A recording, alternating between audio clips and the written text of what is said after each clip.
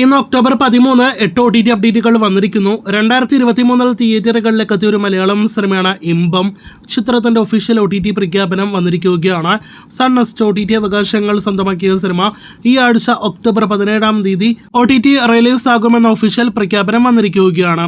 അടുത്തത് ജിയോ ഹോട്ട്സ്റ്റാറിൽ റിലീസിനൊരുങ്ങുന്ന ഫൈനൽ ഡെസ്റ്റിനേഷൻ ബ്ലഡ് ലൈൻസ് എന്ന സിനിമയുടെ അപ്ഡേറ്റ് ആണ്. ഇംഗ്ലീഷ്, ഹിന്ദി, തമിഴ്, തെലുഗു ഭാഷകളിൽ ഒക്ടോബർ 16 സിനിമ റിലീസാകും. ഒരു തെലുഗു ഹൊറർ ത്രില്ലർ സിനിമയാണ് കിഷ്കിന്ധാപുരി. ഈ ആഴ്ച ഒക്ടോബർ 17 സിനിമ OTT റിലീസ് ആകുന്നതാണ്. C5 ആണ് ഈ തെലുഗു സിനിമയുടെ പ്ലാറ്റ്ഫോം.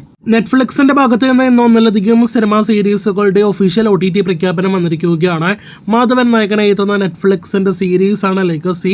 ഈ സീരീസിന്റെ കമ്മിങ് സൂൺ OTT പോസ്റ്റർ വന്നിരിക്കുന്നു. മറ്റൊരു സീരീസായ തെലുഗു ഭാഷയിൽ നിന്നുള്ള സൂപ്പർ സുബ്ബു എന്നൊരു സീരീസിന്റെ ഒഫീഷ്യൽ OTT പ്രഖ്യാപനം കൂടി നെറ്റ്ഫ്ലിക്സിന്റെ ഭാഗത്ത് നിന്ന് വന്നിട്ടുണ്ട്. ഈ സീരീസ് കൂടാതെ ഒരു ഡയറക്റ്റ് OTT സിനിമയുടെ ഒഫീഷ്യൽ പ്രഖ്യാപനം വന്നിട്ടുണ്ട്. മെയ്ഡ് ഇൻ കൊറിയ എന്നാണ് സിനിമയുടെ പേര്. പ്രിയങ്ക മോഹൻ നായിക വേഷത്തിലെത്തുന്ന സിനിമയുടെ നെറ്റ്ഫ്ലിക്സിന്റെ പ്രഖ്യാപനമാണ് വന്നിരിക്കുന്നത്.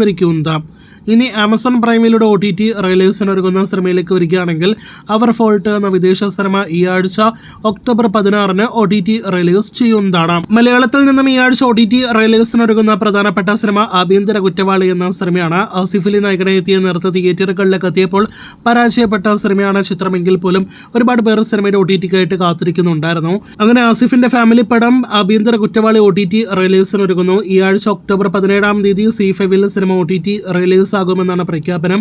പാൻ ഇന്ത്യൻ ഭാഷകളിൽ OTT റിലീസ് പ്രതീക്ഷിക്കുന്നു.